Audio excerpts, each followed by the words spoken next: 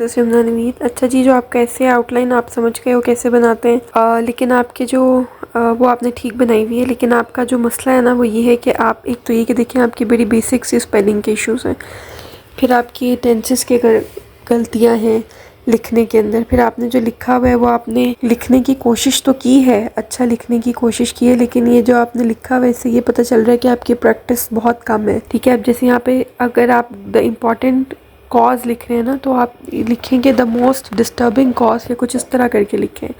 Cause important तो नहीं ना होगी, तो ये आपका शो हो रहा है कि आपने इसके ऊपर जो है ना वो अच्छी तरह रीड नहीं किया।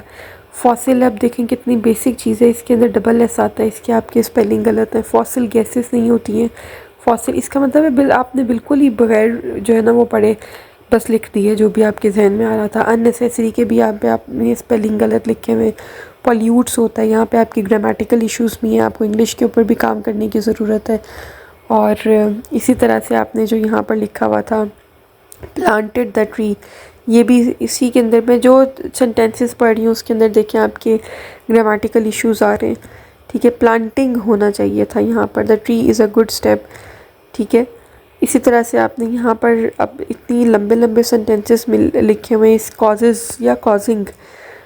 ठीक है, ग्रीन हाउस, सी लेवल, अब आप कहना क्या चाह रहे हो यहाँ पर? आपने इतनी ज़्यादा चीज़ों को इकट्ठा करके आप लिखने की कोशिश कर रहे हो और इन द एंड आप खुद कंफ्यूज हो रहे हो कि आप क्या क्या कहना चाह रहे हो। ठीक है, तो this is not how you right conclusion. आप पहले थोड़ा सा ग्लोबल वार्मिंग के बारे में बताते हैं यहाँ पे कि ग्लोबल वार्मिंग है क्या, थोड़े से उसके 1 2 4 3 4 लाइनों के अंदर उसके कॉजेज़ के बारे में बताते हैं, फिर ये बताते हैं कि उसको किस किस तरह से हम रिज़ॉल्व कर सकते हैं। आपने किसी एक पॉइंट को लिए और आपने बहुत ज़्यादा उसको एलेबोरेट करना शुरू कर दिया है।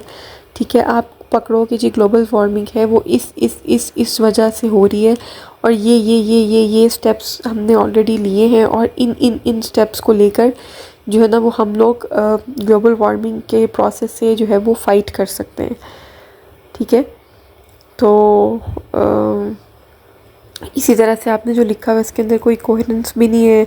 आपको ग्रामर भी आप करना शुरू करें, साथ साथ टेंसेस आपके बहुत ज़्यादा वीक हैं, अपने टेंसेस के ऊपर काम करें और अपनी रीडिंग को जो है ना वो बढ़ाएं। ख़ास तौर पे जब आप कोई टॉपिक लिखते हैं तो उस टॉपिक के ऊपर जो है ना वो पहले अच्छी तरह से आप रीड करें, मटेरियल को, डाटा कलेक्ट करें और देन जो है ना वो उसके ऊपर लिखना स्टार्ट करें और कीप प्रैक्टिसिंग और ज़्यादा से ज़्यादा लिखें क्योंकि आपके भी काफ़ी इश्यूज़